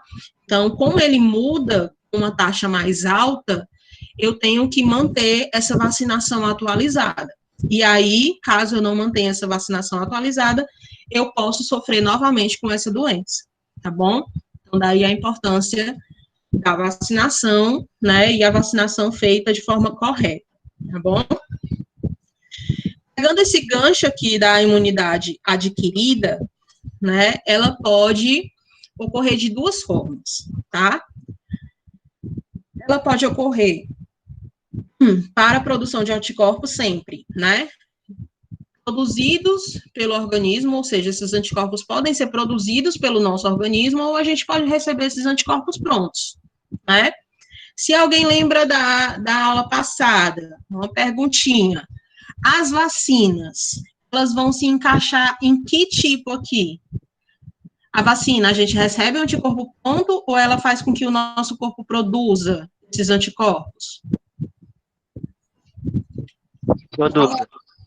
Exatamente, Maicon. Então, a gente toma vacina para que ela estimule o nosso corpo a produzir os anticorpos, tá bom? Então, ela é uma forma, a vacina é uma forma artificial, porque é um medicamento, né, basicamente é um medicamento que a gente toma para que o nosso corpo produza esses anticorpos. Porém, a gente pode produzir esses anticorpos de forma natural, e aí a gente tem que ficar doente, o caso que eu estava falando até agora. A gente tem que ficar doente para produzir esses anticorpos, certo? Se for o caso da gente receber esses anticorpos prontos, que também pode ser de forma natural ou artificial, isso pode acontecer na forma natural por via materna, ou seja, pelo cordão umbilical, né, pela placenta, aliás, que é o local onde ocorre troca de materiais entre mãe e feto, certo? Ou pode ser com o uso de soro, certo? Soroterapia, né? É o caso, por exemplo, de você ser picado por uma serpente e aí você vai receber o soro antiofídico, né, para combater aquele veneno. Por que eu preciso do anticorpo pronto? Porque eu preciso de uma resposta mais rápida naquele momento. Se eu for tomar uma vacina para um veneno de serpente, eu vou ter que esperar essa vacina fazer efeito, aí meu corpo produzir os anticorpos, nesse tempo aí eu morro do veneno, certo? Então, eu preciso aqui, no caso dos soros, é quando eu preciso de uns anticorpos de uma forma mais rápida, certo? E aí, eu tenho essa diferenciação. Quando eu produzo os anticorpos, está ocorrendo uma imunização ativa. Quando eu recebo esses anticorpos prontos, está ocorrendo uma imunização passiva, tá? Lembrando que nos dois eu posso ter tanto de forma natural quanto de forma artificial, ok? Alguma dúvida, meu povo? Eu acho que eu falei extremamente rápido. Se estiver tranquilo e não tiver mais nenhuma dúvida, nós encerramos por aqui. Eu agradeço muito a participação de vocês.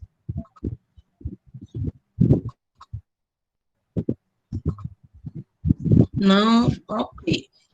Então, Lembrando sempre, quando vocês forem estudar para a prova, né, eu vou mandar aqui a frequência para vocês agora, tá? Quando vocês forem enviar as dúvidas de vocês para a prova, alguma coisa assim, vocês podem sempre procurar a gente lá no privado ou nos grupos, tá bom? A gente está sempre à disposição.